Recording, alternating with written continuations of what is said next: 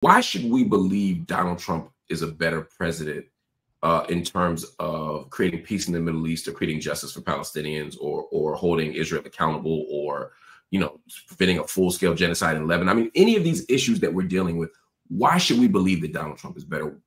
Why do you believe that? Yeah, I want to go back to Dr. Michelle using the word psychosis as a slight. I don't think that we should be utilizing mental health diagnoses to talk bad about anybody, no matter their color. So I do want to throw that out there. In terms of this question, when we're talking about what's happening in Gaza with Palestinians and what's happening with Israelis, it was really interesting because I wanted to see how Walz was going to walk the line. Donald Trump has been very clear about who he supports. It has always been Israel, an ally of the United States, and allowing Israel to decide and determine how they respond after October 7th is something that they've always stated. When it You think that's a reasonable position? I do think that that is a reasonable position. Yes, I do think that that is a reasonable position. If Israel decides to circumvent international law, violate the Geneva Conventions, you feel like we should still allow them to do whatever they need to do? I think both sides are doing exactly that. I think that they're both violating international law. No, but that wasn't. That wasn't my question. That wasn't my question. But I'm giving you my answer. No, but you're answering the question. That is what is happening, and I think the reason why let me ask the question first. Palestinians die is because Hamas and Hezbollah implant themselves within the citizens, specifically of Palestine, to shield themselves from being able to be attacked. And so the reason why you're seeing all of these casualties is because of the way in which they move and operate. And I think if we had a stronger president currently in the White House that is not Joe Biden, and who was able to help, and let's be honest, he's not the best on foreign affairs, and we've known this for quite some time. And I think that if he were better with foreign affairs, then we wouldn't be in this situation the way that it is now.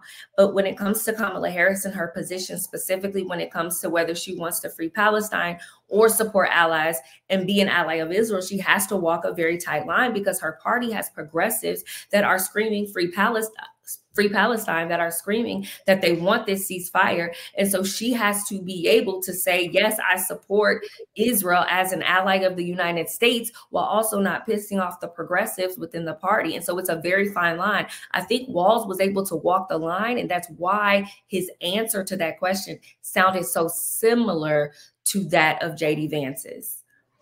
Just a couple quick points. Mark, real quick. I'm sorry. Can I? No. I need to follow up on this. I just, I want to be responsible. And then, so first, the argument that the civilian death toll in Gaza is because of Hamas using human shields there's no evidence of that. It's an argument that's been used for decades. No international body has confirmed that. No war experts have confirmed that. There's absolutely no evidence to support the claim, but there is significant evidence to show that Israel's used indiscriminate power, disproportionate power, targeted non-military targets, and this has been supported by international bodies, human rights organizations, etc. But I still want to return to the question that I'd like you to answer now. You said that the United States supports Israel's right to handle this in the way that it needs to. My question is, if it is determined that Israel is circumventing international law, should we still permit Israel to operate the way that it sees fit? That's what I'm asking. I think that if Israel has been determined that they are breaking international law, then it is incumbent upon the United States as an ally of Israel to have talks with Netanyahu and discuss ways in which they're going to move forward that is within international law. Because I don't believe that we should necessarily be supporting Israel if they're doing that. However, when looking at this circumspectly, and when looking at the United States and the way in which we engage not only in war within our own nation, but war abroad, it's not something that we're doing. And I think that it's incumbent upon us not only to be telling Israel what they need to be doing, but making sure that we're practicing it right here at home. Fair enough. And just one more point as we move on. The United States under Trump also violated international law. Trump supported the annexation of the Golan Heights. Trump supported violating UNRWA. Trump supported, and even now as a candidate, Trump says, finish the job. We should go even harder. Remember, he said that in the first debate against Joe Biden. So effectively, Trump is arguing for an even more intense and devastating genocide in Gaza than the one that's happening now. So I'm not sure. I think there is no discernible difference, but I don't think it's because one is trying to walk a line. It seems to me that neither are walking a line. But I don't want to stay there. You just mentioned the line that he was walking. Who did? You just mentioned the line that Trump was walking. No, I don't think Trump's walking a line. I think Trump is doing the opposite. I think Trump is taking an extremist position, just like I think the Democrats are. I think when I say walking a line, that means sticking to a position that has been stated. We're saying the same thing, but differently. When I say walking a line, what I'm saying is Trump has made his position clear and he stuck to it. What I'm saying on the other side, there's been some flip-flopping back and forth on ceasefires, on whether or not we should be supporting Israel and Palestine. And so when Walz was speaking, his answer sounded very similar to JD's because he's attempting to walk a line that Kamala Harris hasn't been able to walk. Girl, you right. Not to be pedantic here, not to be pedantic here, but initially when you said walking the line, you suggested that he was trying to appease the extremists in the party while trying to be what I'm saying, okay, that's fine. Everybody's walking the line. That's fine. Okay, everybody's walking the line, which supports my initial claim that there's no discernible difference. Right. So feminista, when you as someone who's identifies on the left and who isn't particularly happy with either candidate, when you see something like this, where you're outraged about an issue, whether it's genocide, whatever the issue might be, and you see two candidates take the same position, neither of which make you happy, what does that do for you? But also more broadly, what does that do for the voters? Because there's a lot of voters in places like Michigan who are like, I'm not voting for Kamala Harris. I can't support a genocide. What do you do when you're in that position where neither side makes you happy?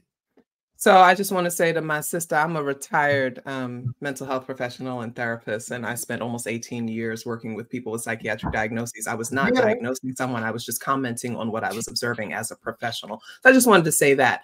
As somebody who is so left that I'm out the door, I watch these things and I just reminded that, this government is not set up to benefit the people it exploits, right? So anytime we think that the United States government is going to do the will of the people it exploits, then we're kind of ridiculous in thinking that. And since I am a part of the group that the government exploits, I have to speak up, right? And I'm watching this debate and I'm seeing, the Democrats take this, similar foreign policy stances as the Republicans have, because the Democrats are moving to the right, right? And what I've said in my own platforms is that I think after this election, we're going to see the emergence of a new party and we're going to see the shift in the Democrats, right? And so what I'm really interested is, because Black women are the most consistent voting bloc, I'm interested to see where Black women are going to go with this, because where Black women go, Sister Anna Julia Cooper told us, where I enter, so goes the Negro race. So I'm interested to see if Black women are going to go with the Democrats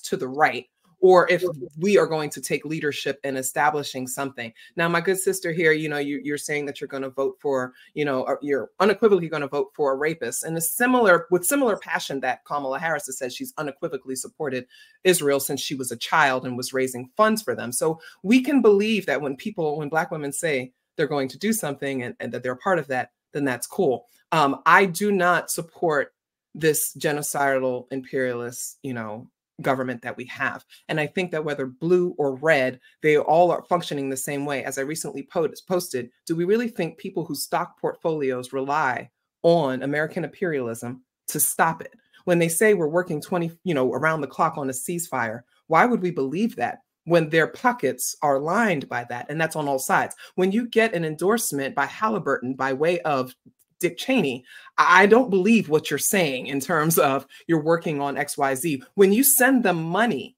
and bombs that you sign, we sign our names on and send smiley faces, and then we send them money to rig 2,800 beepers to explode in people's faces. No, I don't actually believe you. When people ask who I'm voting for, I'm glad I live in a state where I can write in Prince Rogers Nelson, because that's who I'm voting for. That's who I voted for in the primaries. I voted for Prince.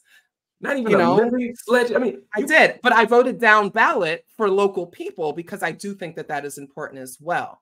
I am a fan of Dr. Butch Ware, Jill Stein. She's a white woman. I don't really trust them, but I can't be a part of this circus. And so what I'm doing is I'm existing outside as a Black feminist woman, because as a Black feminist woman in 2024, we cannot support any of this. This is nonsense. I don't go to Martha's Vineyard. I'm not one of y'all. And I know that y'all love it, but I don't be at the Inkwell. I'm from the hood.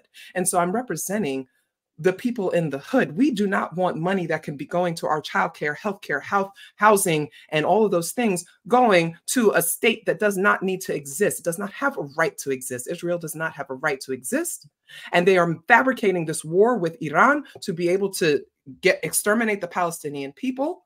Okay? No, I don't support that. I don't support someone who says she's unequivocally supported Israel since she was a child. I cannot do that. I will not vote for a cop.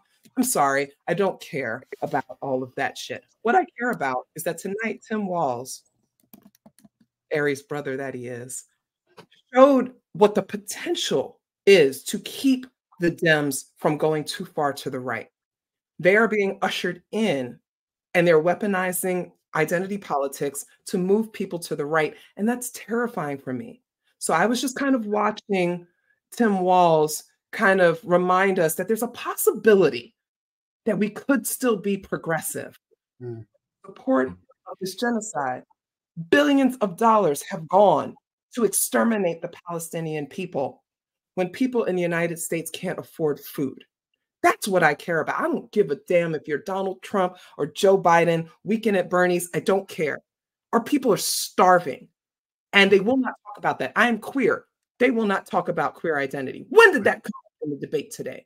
They removed the death penalty from their platform, okay? We just had, how many people died this week by executions? These are the things I'm thinking about. And since none of these circus acts want to actually address that, I'm going to vote for Prince. And by the way, it says here Mark is aghast. They said I was aghast for you voting for Prince. I'm only aghast because I would have voted for Frankie Beverly. You know what I mean? But now that he's passed away, I think maybe we pick somebody, just a living legend. You know, put Babyface up in there. He's from Indiana. That might be. He's also an Aries, so I'm with it. I'm with it. So at least he hasn't actually assaulted anybody like rest of these others. Babyface is April 10th. The day of it all. Yes. Eddie Murphy is right there. Wow. So what were the issues for you, Whitley, that what were the issues for you, Whitley, that you see as the sort of the really meat and potato issues that register with voters today on from either candidate? Like, what were they talked about maybe. Why you keep it over asking why she's a MAGA Republican? Because I want to focus on the debate part first, and we're gonna get to where people. David wants to host the show. I just want to understand. I just want to understand why we're in this space as Black people having this version of the conversation. It feels like Get Out. I'm not trying to be funny. I sincerely wanted to know if I missed something. And as a woman, I want to know why you're voting for a rapist. I guess the same reason why you're voting for someone that wanted to keep Black people in prison. I'm actually voting for someone who's no longer alive. I'm voting for someone who's no longer alive. So I'm saying Prince never wanted people to be in prison. There's a 2014 NATO report that talks about Hamas using human Drop the link in the chat. I'll drop it in the chat. I'll drop the link. Oh, just a reminder, I'm voting for Prince. No, like actually drop it. Don't do what JD and Donald John do. Drop it in the chat so we can actually discuss it based on facts. Yeah, I'll drop it in the chat. My concepts of a report. Please, let's see the report. There you go. In the chat. It's in the chat. David, in the chat, they said they would vote for us. One of the things that, I'll talk about like three things. Just one quick question about that NATO report. Have you read that NATO report? Yeah. Yeah. We got to get the talking points down. This is a while back. You guys were just saying that it didn't exist and all these things. Yeah, because let's be precise. Let's be precise. Stay there, okay. So you guys said it didn't exist. Who is you I'm guys? giving you something that exists. So we can just follow back up. We can just follow back up with that. Who is you guys? Back to the question. Please be clear about who you're talking to.